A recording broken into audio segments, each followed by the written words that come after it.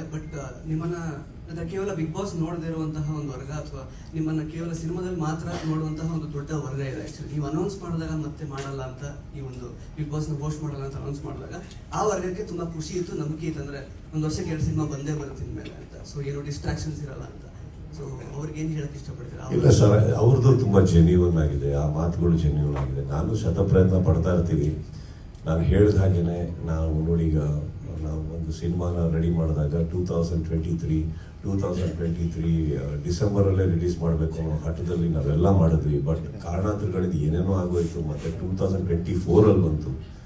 ಈಗಲೂ ಎಲ್ಲ ಪ್ರಯತ್ನ ಪಟ್ಟಿದ್ದೀವಿ. ಒಂದು ಸಿನಿಮಾ ಸ್ಟಾರ್ಟ್ ಆಗಿದೆ, ಇನ್ನೊಂದು ಸಿನಿಮಾ ಈಗ ಫ್ಲೋರ್ ಹೋಗ್ತಾ ಇದೆ. I will definitely do my best. Not only that sir, I think ಎಲ್ಲ ಹೀರೋಗಳು ಕೂಡ ಬೇಗ ಸಿನಿಮಾಗಳು ಮಾಡೋದನ್ನು ನೋಡಲೇಬೇಕಾಯ್ತದೆ. I think the industry needs it today and I have taken its. ಅವ್ರು ಹೇಳೋದ್ರಲ್ಲೂ ತಪ್ಪೇನಿಲ್ಲ. ಅವ್ರ ಖುಷಿಯಲ್ಲಿ ನಮ್ಮ ಖುಷಿ ಇದೆ. ಯಾಕಂದ್ರೆ ನಾವು ಏನೇ ಬಿಗ್ ಬಾಸ್ ಮಾಡ್ತೀವೋ ಬಿಡ್ತೀವೋ ಅದು ಬೇರೆ ವಿಚಾರ.